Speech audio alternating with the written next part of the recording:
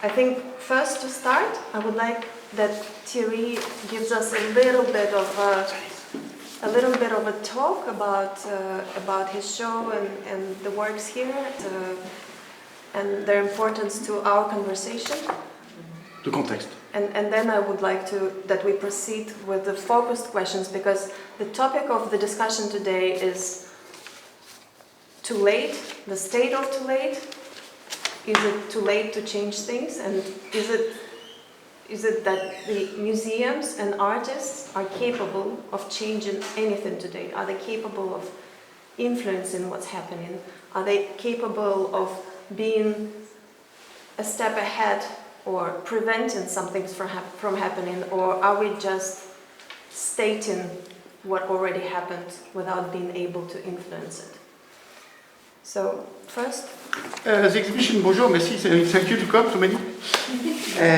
So we start slowly. It's called Too Late, because basically it's a bit what I feel. I've been gesticulating 20 years, doing different formats, saying wake up and running, doing critical run. So for the ones, this is critical run, people run debates, this is a emergency room, it's a room where people, the exhibition change every day. So I've been believing that, pulling the alarm in time will help to solve some of the issues. Let's say, for example, there is maybe xenophobia because some people have created hate fear machines. There is climate problem because we didn't pay attention for a few things. There is 26 million investment in camper-free in Denmark because nobody reacted 10 years ago and stuff. So if we are in time, we can avoid a few problems. So this is what I've been doing. And then I've been very much believing that it was possible. So I jump around and do gesticulation a lot. But maybe, I'm 58, I'm getting older, something. So there is two things. Or I'll get older, or it's too late. So this is a bit the topic of this exhibition. This blink, because I give up, it's a personal dilemma. Should I give up? What do I do? Should I do more gesticulation if it's totally unuseful? Or should I keep moving on? If you have kids, our kids are older than Greta. But if you have kids, you cannot say, I will fuck the whole thing, I give up. So it's a bit unresponsible. So let's say, I still try to say it's not too late to give up, there is still a bit of blinking I give, and maybe when you stop giving up, you give. So basically you stop jumping around, but you start beginning to be a nurse. So after the catastrophe, you don't send the alarm, you just help people, you give. You become supplies. I guess the first question that I would like to start with is that I think in our question of whether we have problems in society, we all agree that we do. We all agree that it's some kind of critical time today. Some of us think it's to a higher degree than others, but we all understand that something needs to be done, and we feel that the politics fail us in being the agents of the people, or maybe they fail us in being the positive agent of the people. Perhaps they're being the agent of the populist view of the people, and so we feel that the system is not functioning as we wish, and the problems are not addressed directly. Where then we have the question of whether we believe that then museums and artists and art have a valid stance in being able to bring any change or influence. And this is where I would like that Erlend starts, because I think that's his very strong point. Thank you. I don't think it's too late for nature as such. It might be too late for humankind. Nature will always find its way, so I'm not actually concerned about nature as such, but I think what we have to do is to actually address what's actually happening right now. I think it was this week or last week that the Guardian said we're not going to write about the climate change anymore, we're going to address it, climate crisis. So we are in a crisis now. And when you're in a crisis, you have choices, and being in crisis can be demanding, but also thrilling in one way, because suddenly we can be part of a new solution, maybe. But I think the reason why we're here is a combination of stupidity and neglect. And unfortunately, that's the core of humankind, I think. That's our main psychology. And in that perspective, yes, what do we need? Yeah, we need more information, we need more knowledge, we need more people that are able to move in different directions and in use different perspectives upon the problems we are facing. And I think that art and art museums potentially, I'm not saying that automatically, but potentially it can play a vital role. I started using the phrase mental fitness center about ARoS 5 years ago. First of all, to try to describe people that doesn't understand what art is about, or art institutions is about, what are we doing. Also because in Denmark, of course, you know that the government have been cutting its budget to culture, and it's growing populism in Europe. And what do we need? We need glue. We need some ways that can train you to become not what we already know about, but to become maybe even more clever, more empathetic, more creative, and where we can develop a kind of a collectivism that we haven't seen before.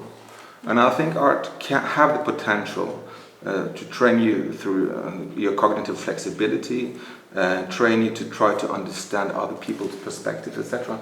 Kind of create and maybe, hopefully, create a new way of thinking, and in that way also new mindsets and maybe new brains for tomorrow, because it's definitely clear that the brain we have today doesn't work. We're already here, and we've been stupid, and we have been neglecting, and it's us to blame. And we're too lazy. Yeah, and do you think in this there's a popular opinion that museums are often using popular topics to attract people, because you, as a museum or as a museum director, of course depend on staying relevant and having people attending the exhibitions. So is it, in your opinion, valid to say that museums are using or overusing or maybe abusing the topic of various global crisis situations in order to play with people's anxiety and gain public? No, I don't think so, because I think when you're in a crisis like we are now, we can't overuse or stress too much the importance of making people understand why we're here. I think it's really important to not be, as an institution, be moralizing, and very important not to be too light either. And because an arts institution, also like a gallery, is a space where you can expand your mind, but also a space, kind of free space, where you actually are able to discuss kind of difficult topics and topics that makes you afraid, or maybe topics that is connected to taboos, etc. And I think we need those kind of spaces more than ever. But the problem is that I think a lot of art institutions are very afraid of looking upon themselves as social instruments. When you go back to the 20th century, of course, arts institutions have been misused by different ideologies. So the institutions today is very much about we want to have a distance, we want to reflect upon the change that have already happened or is happening. But I think institutions should be much more activistic, be not only reflect upon the change, but also actually create change, which is quite radical when it comes to, coming from the university sector originally. But I think that is the way to go. Otherwise, we could become a circus that has its heyday, and then suddenly people don't need us anymore. And on the other hand, it's for us, it's not so much about the past and the present as it is for us for the future. Because in general, I think too many museums, and I'm criticizing my colleagues, are more concerned about what they're good at instead of what they're good for. Why do we actually need art? Why have mankind always been producing art? And how can we communicate through art? And how can we develop our way of thinking through this strange kind of language? And this is, I think, a good point for Thierry to answer with his many opinions. I think I heard a lot of same things from Erlend as what you. Yeah, you speak. I listened to some video you had about fitness. You speak about the idea of effort, and it's true that it's super essential. The idea of effort. We don't get anything without an effort. So the idea of effort is super important. The problem I have is, let's say, institution, museum, biennales, and whatever. There is a little bit of effort, and very soon there is a super reward. The cake, the cafe latte, cappuccino, sushi, 3 beers, sponsor vodka called urgency.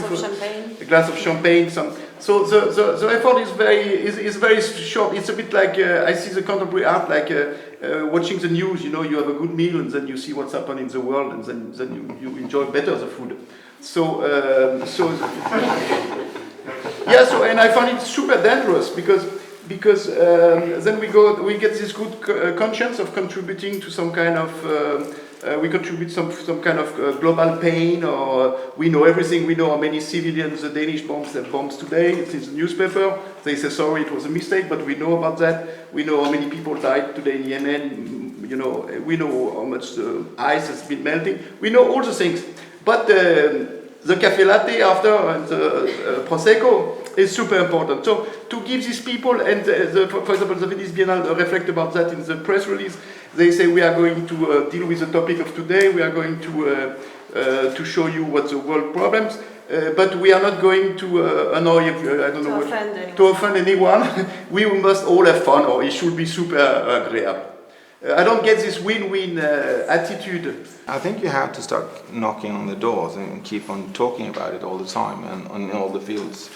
But at the same time, if art is reduced to political statements and more ideological statements, then it all becomes also kind of, I wouldn't say boring, but it's have a punchline and then it's finished. And I think what art can do is not only about like stating the obvious, but it's also being able to develop your brain for the next step. So that's the importance. And I'm not quite sure about the passages of a documenta, but what I find boring with documenta is that the documenta is, you have the contemporary art scene that refers to the contemporary art scene, to an enclosed environment. Self-sealed. Yeah, and I'm an art historian, but I'm also tired at the moment when you have art history about art history about art history. Then you have the meta system, and then suddenly they don't understand why is not the rest of the world interested in what I'm doing.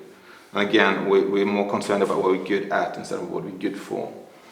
But there's no when you're in a crisis, you know there's no simple solutions, but you have to accept that you are in a crisis. That's psychoanalysis. But again, if you reduce art to be political statements, easy slogan. I don't think this is easy. But on the contrary, it works very well. Thank you. You're welcome. Touching moment. No, but if the institutions are not heartfelt about what they're doing, if like, for example, we're having beehives, we're changing the surroundings around the museum into more urban nature, and we try our best. We have windmill energy, etc., etc. We try to live the way we teach, and it's very hard. And what we're trying to do is to make proposals. You can pitch into that if you like to. Otherwise, I think if you want hope, you can't teach hope. You have to be encouraged to hope. But hope is something you find your way to self. And I think art can create that kind of hope, but because we really need a lot of hope to solve this problem. I would like to take a little step back, and Erlend said something very interesting. He said that he thinks one of the solutions is to stop talking about what happened and stating the obvious, but try to prevent something that didn't happen and train people to be ready for that. And I would like to talk a little more about how would you see that, or do you have any ideas about how the solution? Yeah. Yes. Now, I don't have the solution, but I think it's very important not to state the obvious, because the obvious is stated over and over and over again. But I think I think art institutions and artists should be in advance of what we've already stated. In my text for the show running on ARoS now, I'm talking about the need for a mental revolution, where we start talking about a new kind of revolution, where we think upon each other in a different way. We're questioning the economical system. We're talking about trade. We're talking about how we interact socially, but also welfare-wise, etc. And that's quite a heavy burden to talk about, but it will be a burden. My daughter, she's 20, and when she was born, I thought, I don't want to be in your shoes when you're 70, because then you will have all these issues about the climate, etc. And last year I became really depressed, like physically depressed, because of the situation. And that's why also my text is like it is in that book.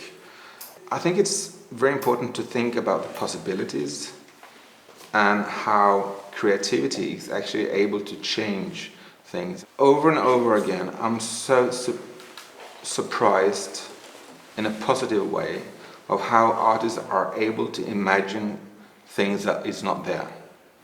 Imagine and also connecting different kind of know-how, science, etc., and able to create a possible future. And I think it would be more and more important for institutions like us to invite those kind of artists to make suggestions for what can the future be like what if.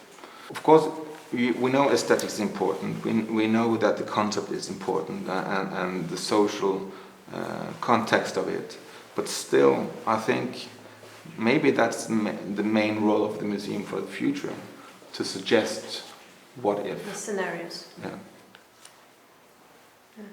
That reminded me of a little bit, the beginning of your talk reminded me of this recent work that Thierry has made, which says, I'm not an artist, I'm not an activist, I'm a father. And I think it's a very strong statement, meaning that basically everybody who has children is thinking for the future.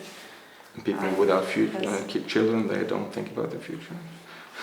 That's a good question.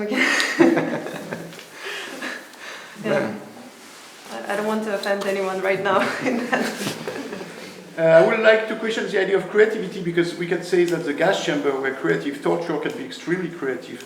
So creative can be a value that we can question, because the bad people can also use the creativity to sadically destroy others.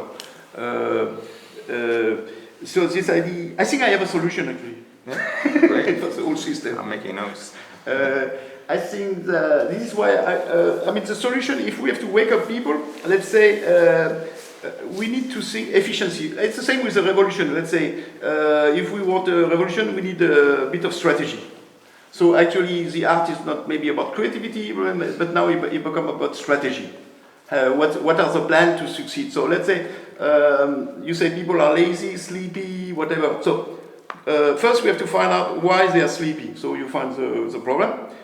Not so easy, not so difficult to find. We can find it and admit it, and then how to wake them up. So to wake them up, we need poetry. We need it, but maybe we need to think about the method to wake them up. I see two methods. The first one is awareness muscle. Let's say a daily training, which has to be based on addiction. So when we speak about museum experience, the thing is that people go to a museum, but they go once every 3 months, or they go to Louisiana every 6 months, or to your museum 2 months. But the thing is is what they understand the American series or Norwegian series. People get addicted.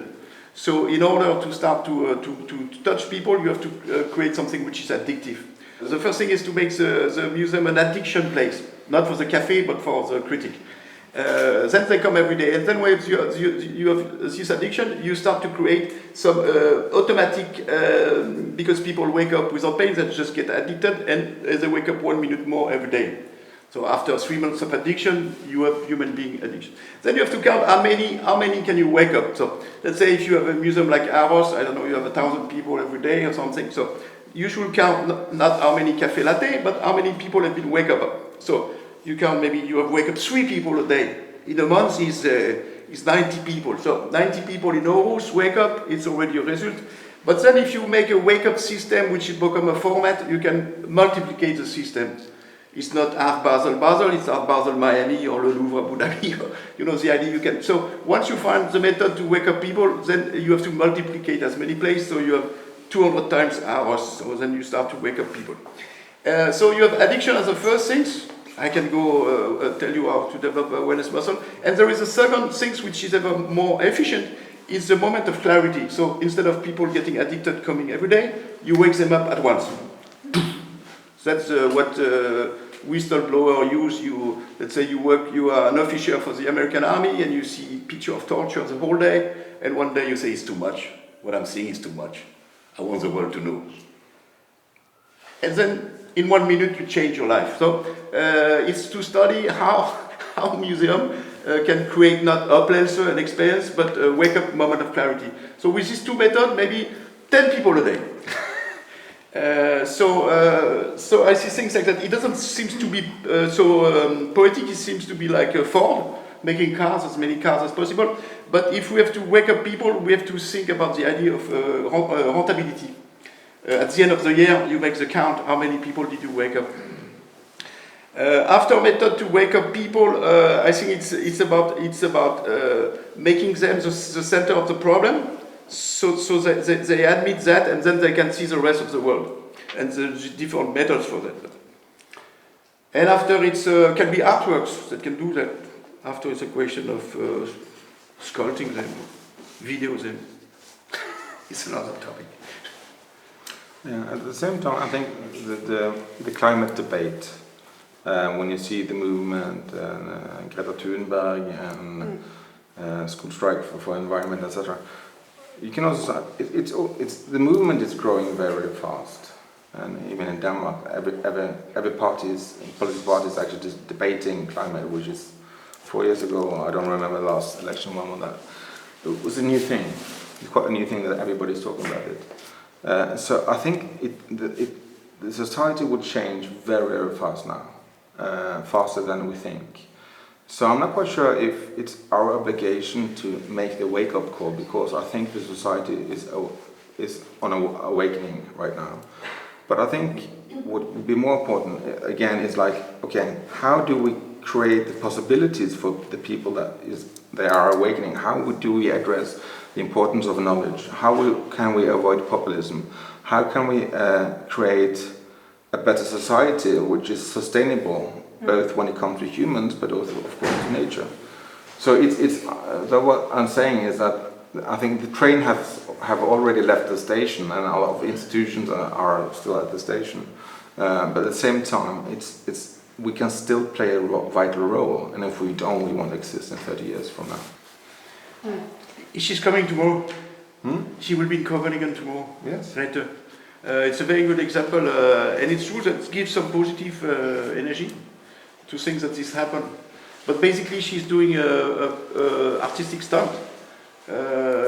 What she does is, she produces carton, and then she writes school strike and pop, and then she finds cheap things, and then she writes she's striking, so she communicates.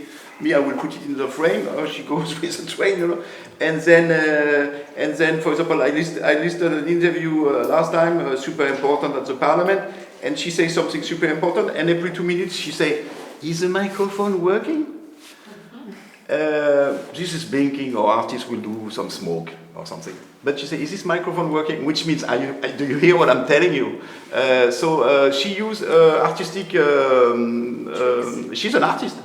So, but in order to make change, it'd be good with 10 like that. One is good, but how to have 10 like her? She will create new vocation, but we need 10 or 100 minimum. Basically, I'm now in between the two positions. Do we at all need artists like Thierry to wake us up, or will it happen eventually anyway? Is what he's doing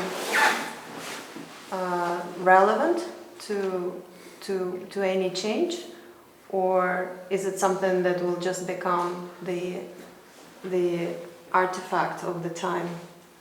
The legacy. Yeah, the legacy. Are you asking me? Yeah. Yeah. Of course, we need artists like Thierry. Thank you. Also because sometimes when you look at the art scene, I'm not sure collectors and galleries, etc., museum directors, you kind of lose faith in the future. Yeah. And because it's very superficial, it's very much about the money and the prestige. And of course, when you're doing a show like this, with you mainly addressing the art world. It's a gallery show. Yeah, it's a gallery show. So this is not for the broad public. This is for the established cultural elite, so to say. And I think it's very important that these people that are well off, and maybe it doesn't have to worry as much for the future as people otherwhere in the world, etc., actually have the real awakening, and actually maybe also you will inspire a new generation of artists, etc. Of course you need that kind of artists, but I don't think it will change the general public, because that needs different kind of movements and different kind of context. I think actually Thierry is I would question more the influence of his works here in the gallery, because also we've been working with Thierry for a little more than 2 years now, and we've been really trying to polish him into a gallery format, I would say, tame him. Because polish him. Because we are gallery, and we are, when we do the show, we're trying. But Thierry is doing a lot of things outside of the gallery and outside of the commercial context, and that's actually his most important. I think where he engages with a lot of people and brings changes in that way, and by creating these formats which then become formulas which can be multiplied and reused. For instance, yesterday we had used his format of slow dance debate in Kiev, where people were taking part in the performance and debating about whether spectacle is taking away their freedom today. And by the way, that went very well. But by this, I think there's something genius in this way of creating the formula, which then spreads and continues to exist. So creating the concept. Inspiration is always the best way to make a message go around. It's about strategy. Let's say it's like you say, it's a gallery and it's objects, and people can buy them, and if people buy them, I can be in the street 1 month, 3 months, 6 months doing my things. Let's say one of my strategy, for example, when I do emergency room, it's, for example, you see here, it's an emergency room. This artist, Nadia Plesner, she exhibited a piece about, there is a pedophile conference in the city where we are exhibiting. So she has a piece to inform people that didn't know that there is a pedophile with 150, is in Poland, 150 people doing that. But when she says that, we make a dispositif that all these cameras are filming what she says. So this museum where there is 30, 40 people a day, once you have cameras here, and if it's New York, then it can be ABC News or CNN, come and film what these people have to say. So for example, in the emergency room, we have people working with bees and Bayer and stuff. In 2007, they were saying, and then they were on ABC News, in the news, and 6 million people saw the story. So from this here, it's a bit different. But for example, on this format, the idea you connect what the artist has to say, it goes to the media, it's the same day, it's the proverb of the day, it goes to the news, and 6 million people can think, or maybe they're too stupid to think because they sleep, but at least you find a trick to broadcast it out. So it's a question of method and strategy. So here is a gallery, it's made for that, but let's say like the slow dance we can do in the pension house where all people live, we can make a format where they debate on rollator, we can make a rollator format, or we can make things for kindergarten. It can adapt, but the goal is the same, to wake up people, and if it's a museum format. So there is, and when you say, I don't know, you need people like me or something like that, actually, I want to say that it's not what I do is a failure, but basically it doesn't work. All this I'm doing, I'm doing it, I'm writing them, maybe it can be useful one day, but it's super difficult. It doesn't work very much. But it's very difficult for you to tell whether it works or not, because it doesn't work for you in the way that you don't become rich and famous. Yeah, but also What people is the don't like criteria? to people don't like you do like that, you know. And you say that in your talk. Also, people don't want, you know, what people don't like. It's if you ask them to, you know, they don't like that. So basically, by asking them to do self-criticism and find the problem in their own system, you lose them by definition. I mean, I remember once I made a critical one with the people from MS. It's Volksambirke.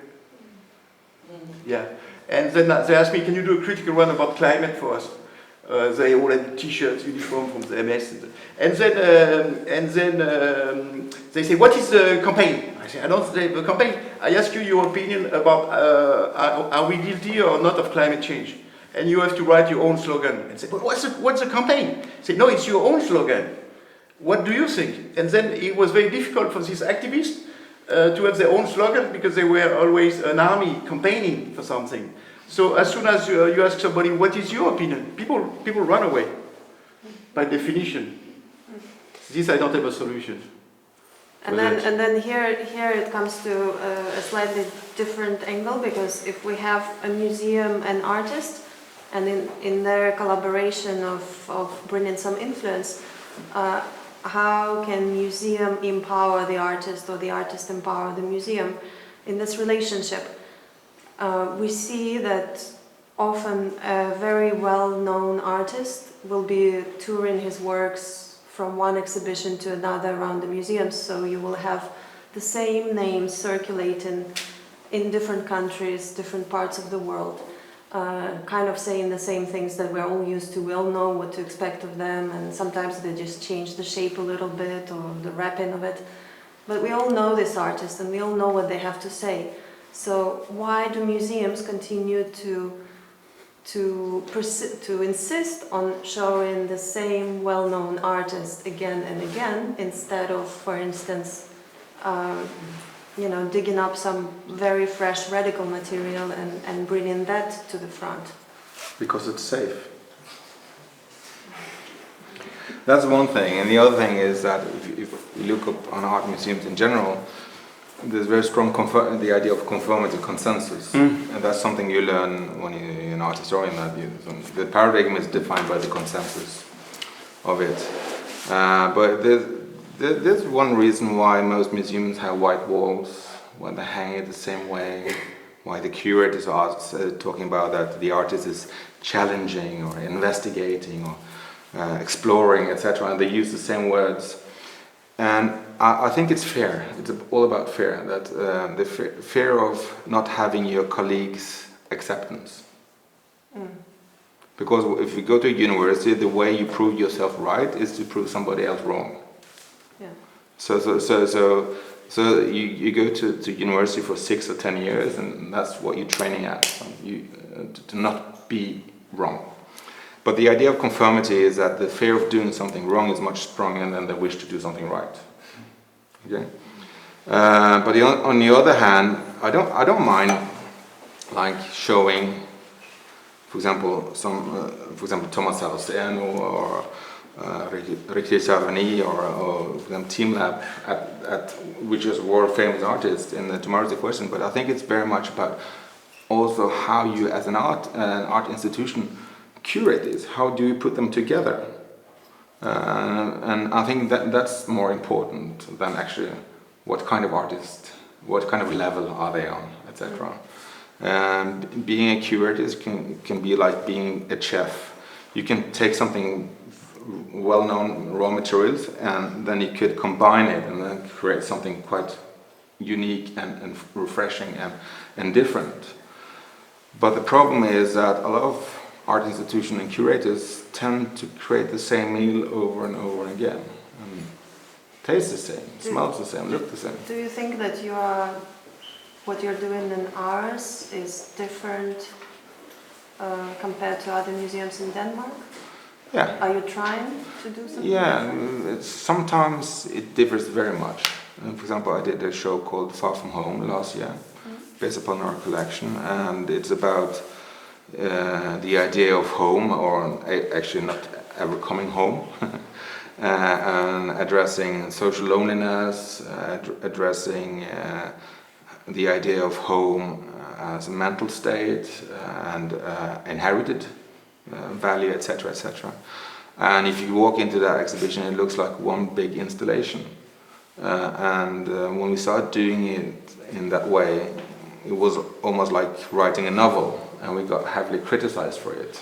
And you can't do that, you can't do as a curator, you can't create something that people will maybe misunderstand as a piece of work, maybe an installation, etc. But if we don't dare to challenge ourselves, why should we talk about challenging the audience? So it's very easy. It's like putting ourselves out of the comfort zone, because if we don't do that, the audience won't do that. Yeah. And people don't come. If you don't show what they expect, they don't come. Yeah, but the problem is that when we have really famous artists, but when you do something really different, and ARoS is a strange museum in many ways, because we don't have the traditional art audience. We're not for example, in a major capital, but we've been existing in that building for 15 years, and for 15 years the museum have been, also on my predecessor, doing strange stuff. So people expect strange stuff to happen. But are you also kind of, because when you say that it's already been a tradition to do strange stuff, so then you're not doing anything new. You're doing what is expected of the museum, so in a way you're still in the comfort zone. No, it means that we have the liberty to do strange stuff. Okay. So it's a little easier for you than, for instance, for SMK? No, I don't think it's easier for us. I think it would be as easy for them to do it, but you should start doing it sometime. But we try to differentiate our collection, our presentations, our collection, the way we do exhibitions, etc. And we try to reinvent us from time to time, and sometimes it goes bad, so to say. We are like, oh, this didn't work. We took it too far or too short. We don't know. But it's very much about like taking risks, and of course SMK can do that. Every institution can do that if they'd like to. Yeah. Thierry, and what do you think about the famous or well-established artists being part of museum shows and the proportion of... It's okay, it depends how much they repeat themselves and how much they fall. You can really see, I will not say any names, but you can really see some of the artists, they should do it less. Just to come to a kind of solid end of this part of the conversation, the end of part one, do you think that museums today are being effective at using the right instruments, and instruments meaning artworks, to show to people to reach to be efficient? Efficient. I mean, I don't see museum as such. I see contemporary art. So it's Biennale Museum. It's the same package for me. Is there efficient? Yes, there are efficient sleeping pills. What? They're efficient to make people sleep. Yeah. No, it's what I think. Maybe I change. Maybe after this conversation, I will change. After all the attempts of Erlend to be different and do something crazy, and all his fears. No, it's not about this museum. It's not. I mean, it's a category. You know, it's like in sport. You have some people they play golf and some they run. You know, there is different category. Contemporary art with this dispositive setting, public audience, and chill out bars on Friday, and performance with naked people on Tuesdays, and bicycle in the shop, in the keller, sex and porn exhibition, and whatever, you know. Porn and art. Contemporary art and all these tricks, it's a category. So for me, it's not ARoS or something. It's a category. And if you ask me, this category is making people sleep. After, you can ask me, you can commission me to find some solution or something. But very smooth. Yeah. No, but I can change. Let's say maybe something change. You know, maybe I get enlightened. All right. I think we've tried our best to dig a little bit. It was a debate, so. Yeah. It was more a consensus than a debate, but I think it was very interesting, and it's a conclusion of the first part of this talks, and I think we should move on to questions if anybody has them. In terms of the Friday bars or the events, Yes. that doesn't really relate to the artworks or the exhibitions and also the capillarities and all this. Isn't that just a way to actually attract other people than this elite into the institution? I mean, isn't the Just what you were saying, like a habit. I would argue that the capillate is also an instrument to actually get others than the cultural elite Yes. to actually come into a place of reflection. But if you attract them with slick boutique, sugar and stuff. If you attract them with, like in Christiania, with dope or whatever, you know, they come. But they should come because they want to be, you know, criticized, or, you know. If they come to have their smoothie for 100 kroner and something, and I don't know what kind of art they are interested in, you know. Definitely not the ones that shake them. I don't think so. Maybe I'm wrong. But it's true, we have to attract people. But there is also a trick to attract people. Yeah, but I think I understand your question, because it's also to make people comfortable around those kind of institutions, because very often when you're entering an art institution, even for me, I feel stupid because I felt talked down to. And I think just making an effort to make you comfortable, you're welcome here, it's very important. And maybe you're curious, maybe you're not, but after you've been there a couple of times, you might dare to try to dive into it. If there weren't any capillates, then I mean there must, I think there would be a group of people that would never come there. They would never, even though it was a very good exhibition that maybe made the people come there question their own lives. If they weren't kind of invited in there in a way, I would. But it's like the opening, they come to the gallery for the free drinks, but they never come after, so what do you use these people for? Are you sure?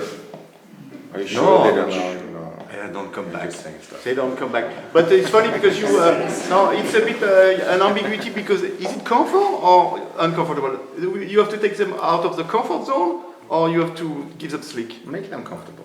Both. I don't believe in this win-win. I do. Jens had a question. Yeah, I saw your stone in there where it says ytringsfrihed, or in English freedom of speech. And now you have gone around the streets and museums and biennales and whatever and told people that it's time to act. Yeah. And you saw nothing happened. Nothing happened in the whole world. We still... It's worst. Yeah, every day is just getting worse, and tomorrow will be even worse.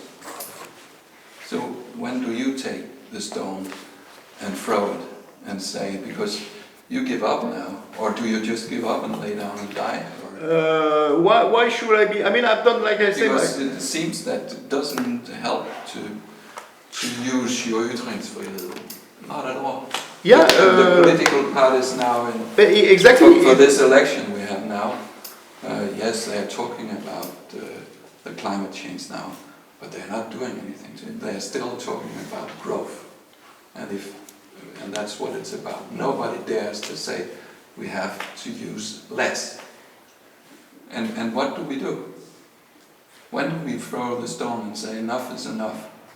If you have a bus driver and you're driving with him and then he's going over the mountain and fall down, and you know that you try to tell him to stop, stop, stop, but just before you go over, you would go out and throw him out of the bus or kill him or something and turn it to the right or the left.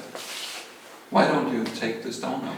That's a good question, and to be self-critic, first it's because I'm a culing, or you say I'm a chicken, I'm not brave, this was first part one. And I have a good conscience, I feel I did it. I mean, when it was COP15, I engaged about 300 people, invited the Yes Men to be a part of it, so I think I've done quite a lot. And now I'm a bit more tired, and I feel less and less backup, more and more lonely, and more depressed, and basically it's your turn. Yeah. So I pass you the stone. because we are old. Because I don't believe in democracy. Well, but it's not about. It's true that democracy. Actually, you mentioned democracy is very connected to the participative art in the museum. I have a slogan saying that the illusion of participation. You know, for example, museums they make people participate, so they feel they are part of the artwork. For example, let's say CC people write on the wood, so they're part of the artwork. We don't know what they write. You know, it's not important. They participate, but this illusion of participating is like the democracy. We have the illusion of participating, but if the power of people want to focus, they focus anyway, and we cannot complain. So we see in France, you know. So it's an illusion, yeah. There was more questions.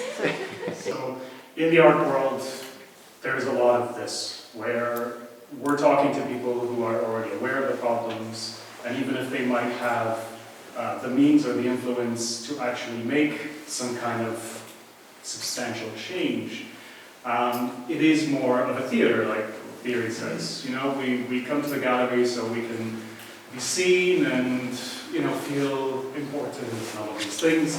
And I feel that that visceral need for something genuinely being stirred inside us is not one of the reasons that people engage with art anymore. I don't feel that people really go to a gallery or a museum or any sort of art event and really are open to this kind of notion. So then to the question of what can artists and institutions do to essentially provoke people and to, you know, jab that knife between the ribs, because that's what must happen. Because if someone is already aware of the issues, that's already a big step ahead. But if they're not doing anything about it, then what is the point? So then, you know, Thierry talked about creating addiction, right? The main reason that things aren't happening in the world is because we've all been placated. We're docile, we know these things happen, we have, you know, the science is clear, the information is out there, we see what politicians are doing, and still so many people don't turn up to vote. Is democracy still a real tool? Maybe. But at the end of the day, if the people that have the knowledge and the means and the influence don't make an effort to engage society in the same way that they've been placated, then I don't see any real sort of change happening. So then the question is, how do you use that influence and, you know, modern tools of reaching people and communicating in a way that goes outside of the gallery space, the museum? So use exhibitions and you know, art talks like this as a catalyst, but then continue that, you know, kind of have it explode out and keep reaching, keep trying to reach people. Yeah, try to answer that. In 2017 we did the big triennial in Aarhus. It had that, and we did a big outside part of it, and had more than almost 600,000 visitors, and it was free. So, and we know for sure that we had a lot of visitors that never goes to a museum, that was exposed to art, etc. And the topic was the garden. And we went back to the Renaissance and up to our own time, and it was man's understanding or misunderstanding of nature. It's like you take the train through Denmark and everything is green, and then you think it's nature, but it's not. It's green industry. And it was highly acclaimed as an exhibition, but what we did also achieve was a debate upon what is nature, what is not nature. And I think we also raised the level of knowledge especially in Jutland, where we are situated, which is also a big farming country. In that way, you kind of start not only addressing an issue, but you also make people talk about it. Because what we did was unexpected. And for an institution, I think it's very important to be not deliver what you expect. At the same time, try to pull the rug beneath ourselves, but also the audience, and not trying to please you. Because if you're starting to please, you become social fluffers, and that's have no function at all. So you talked about strategy. I think it's to always break with the expected. Everybody's talking about disruption these days. I hate the word because, like, the art history is full of destruction, and that's what's actually made art history. But I think that it's of high value to think about as an institution, because otherwise we're just copying each other. But for example, emergence room, one of the words is exhibition is unpredictable, and this is impossible to get it out, because no institution wants to use the word the exhibition is unpredictable. Nobody wants that. So it sounds good, but in real institutions don't accept what is unpredictable. They can have surprise. They can have surprise, but by definition they don't dare. It's not about the art, it's about you. They don't trust you. Let me see. Yeah, because unpredictable is unpredictable. You know. Yes. There you go. Thank you. That was the moment of clarity. What can I do? Why not? By the way. Yeah, we take that on backstage. Why? Why not? And it's good. But there were some questions in the very back. I don't know if you still have any questions. Yeah, Tiana? It's not a question. It's a comment. Because I found it quite interesting, the comparison that was made earlier about the democratic system as a system we live in, and the museum as one of the main institutions for art.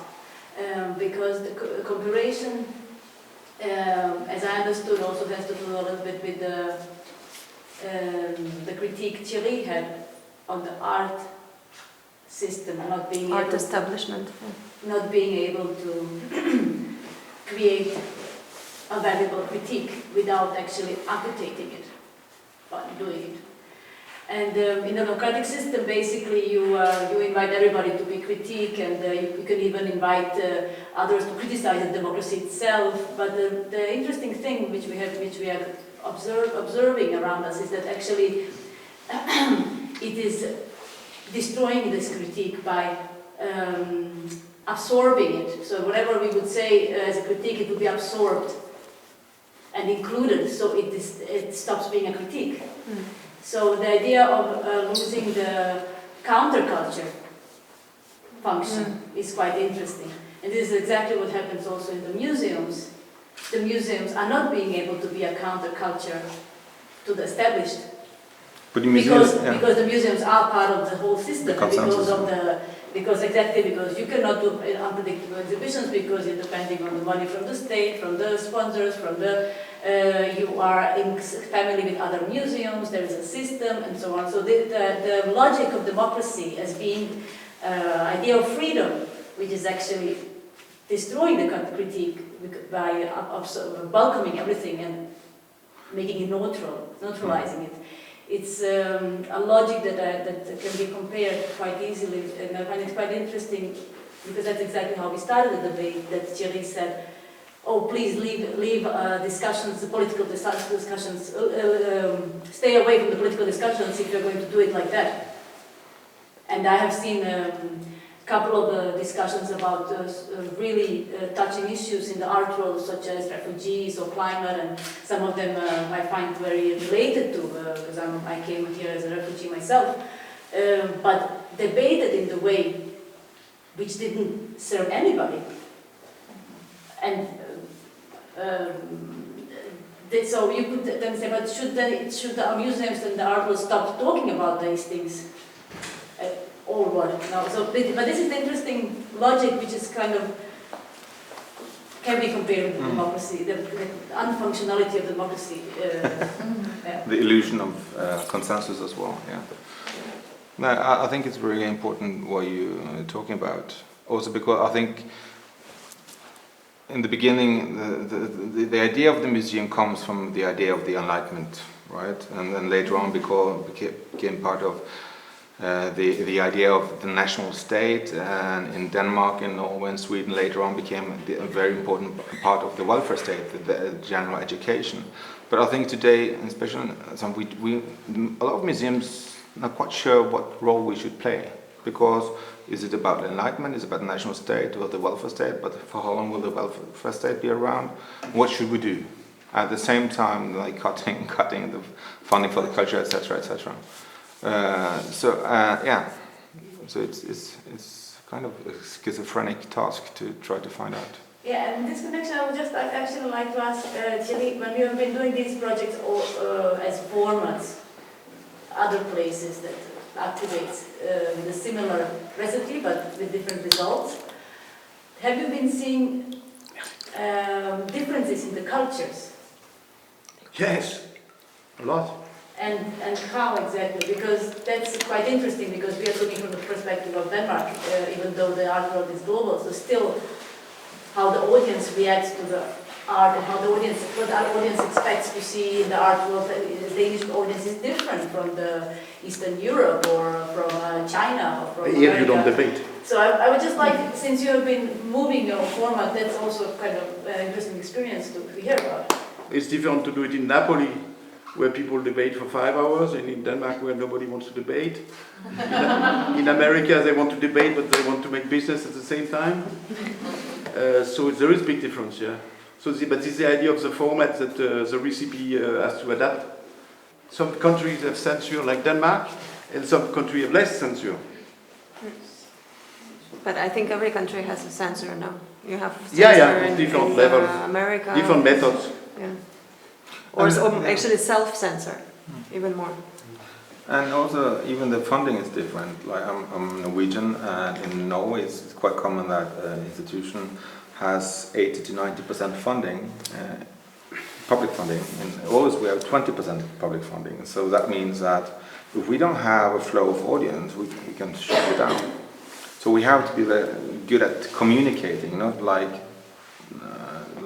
not trying we're not trying to serve what you expect, but at the same time we have to be very concerned about, do you have a good experience, etc. But a lot of Norwegian museums, they don't care about the audience. They don't matter because they have the money, like in Dubai.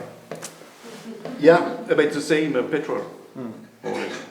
But the Norwegians sell the weapons to Dubai. Yes, so they even make more business. Sorry. No, what I want to insist when I criticize the contemporary is the incapacity of the contemporary to be in time. Let's say, and you speak a lot this word flexibility or something similar, the faculty to adapt. And the problem with the museum, they cannot adapt. They don't have a structure. What I will call a form. I will go to you and I say, give me a room where we can adapt any minute. Then it pulses. But how it is, it's planned 1 year, 6 months before, so you never adapt. So tomorrow, maybe not tomorrow, it's Saturday, but Monday, let's say Trump phoned to what is the president in Denmark, we need a war with Iran. Suddenly, hallelujah, the Danish, they can go to war again, they're happy.